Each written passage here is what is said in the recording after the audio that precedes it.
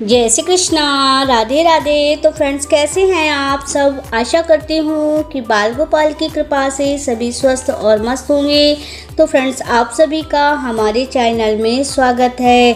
तो फ्रेंड्स, कार्तिक मास जो कि शुरू हो गए हैं, कार्तिक मास का स्नान दान पूजन पाठ सभी माताएं बहनें जो कि कर रही हैं।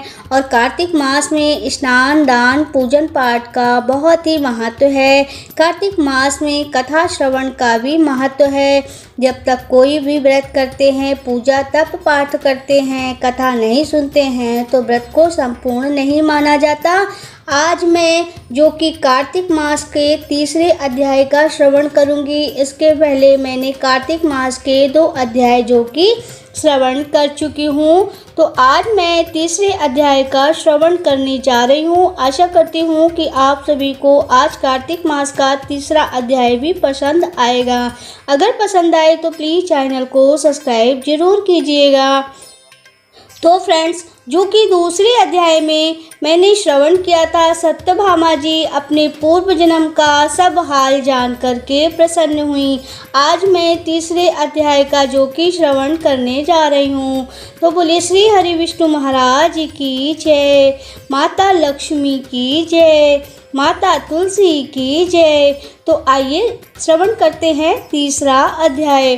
तो सत्यभामा बोली, हे भगवान, आप काल स्वरूप हैं और काल संपूर्ण है, भाग हैं, एक समान सभी हैं, फिर भी कार्तिक मास की क्यों श्रेष्ठ कथा है। हे देवों के देव, जो कि तिथियों में एकादशी और सभी महीनों में कार्तिक मास ही आपको क्यों प्रिय है। श्री कृष्ण बोले, हे कांते, तुमने अच्छा प्रश्न किया। एकाग्र चित्र होकर जो कि बेन के पुत्र पृथु और महर्षि नारद का संवाद सुनो, जिसे जो कि पहले पृथु ने नारद से पूछा, तब नारद जी ने जो कि कार्तिक मास की श्रेष्ठता कही। नारद जी बोले, पहले सागर का पुत्र शंख नामक राक्षस जो कि त्रिलोकी के मंथन में सामर्थ हुआ, उसने संपूर्ण देवताओं को जीत स्वर्ग से निकाल दिया। संपूर्ण लोकपालों में अपना अधिकार अपने हाथ में ले लिया। सब देवता उसके भय के मारे अपने अपने स्त्री और पुत्र आदि को लेकर बहुत वर्ष पर्यंत सुमेरु पर्वत की गुफाओं में वास करते रहे। जब देवता गुफाओं में रह रहे थे, तब शंखासुर ने विचार किया, मैंने देवताओं को जीत तो लिया है, तो वे भी बलवान मालूम होते हैं। हाँ, अब जान पड़ा कि वे सब जो कि वेद मंत्रों से युक्त हैं। इससे उनके वेद मंत्रों का हरण करने से वे सब बलहीन हो जाएंगे। ऐसा विचार कर वह असुर जो कि विष्णु भगवान को निद्रा में जानकर स्वयं ब्रह्मा जी के लोक में जाकर वह सब वेदों को निकालकर चलने को तत्पर हुआ। तब वे उसके भय के मारे जो कि यज्ञ मंत्र और बीजों समेत जल में प्रवेश कर गए। तब तो वह शंखासुर भी उन्हें ढूंढता हुआ समुद्र के भीतर विचरने लगा, परंतु वे वेद एक स्थान पर भी कहीं प्राप्त नहीं हुए। पीछे से ब्रह्मा जी सभी देवताओं को संग लेकर और पूजा की सभी सामग्रियों को इकट्ठा करके बैकुंठ में विष्णु भगवान के शरण में गए। वहाँ उनको जगाने के निमित्त सभी देवता गाने बजाने लगे और गंध धूप बार बार देने लगे।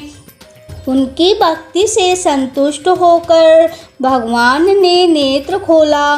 तब सब देवताओं ने विष्णु भगवान के दर्शन किए और पंचोपचार से पूजा करने लगे और दंडवत कर पृथ्वी पर गिर पड़े।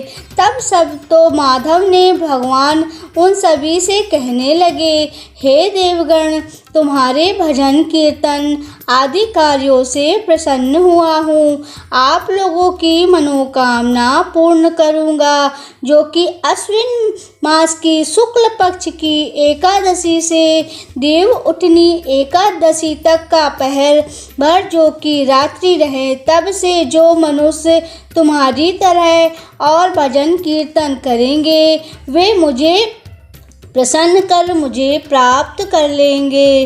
गंध अर्ध आचमन आदि से जो मेरे निमित्त लाए हो वह अनंत गुण होकर तुम्हारे सुख का कारण होंगे। शंखासुर जिन वेदों को हर लाया है वे सब जल में ही स्थित हैं। उन्हें मैं शंखासुर को मारकर लाऊंगा। अब से मैं बीज मंत्र समेत वेद प्रीति जो कि वर्ष कार्तिक के महीने में सदा ही जल में निवास करूँगा। मत्स्यासुर धारण कर जल में जाता हूँ। तुम संपूर्ण मुनियों को लेकर मेरे संग आओ और इस लोक में जो अच्छे मनुष्य प्रातःकाल स्नान करते हैं वे निश्चित अक्षत स्नान के फल को प्राप्त होता है।